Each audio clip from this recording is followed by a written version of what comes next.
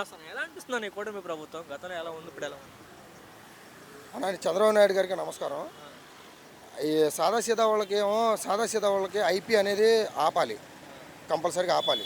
ఎందుకనంటే చిల్లర కొట్టోళ్ళు చిల్లర కొట్టోళ్ళు చీటీ వాళ్ళు, చిన్న చిన్న వ్యాపారస్తులు, ఫోటో స్టూడియో వాళ్ళు, ఇలాంటి వాళ్ళు ఏమో కోటిన్నర తీసుకొని ఐపీలు పెడుతున్నారు.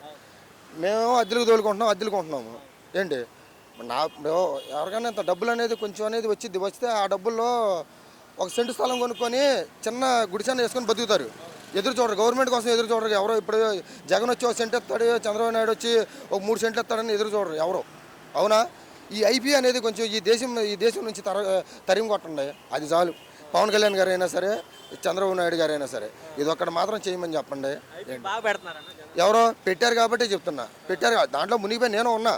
వాసన నేనే కాదు, నాలాంటి వాళ్ళు చాలామంది ఉన్నారు. కనీసం ఇప్పుడు ఐపీ పెట్టారు, కేసు పెడితే కనీసం పోలీసు వాళ్ళు కేసు కూడా తీసుకోవట్లా.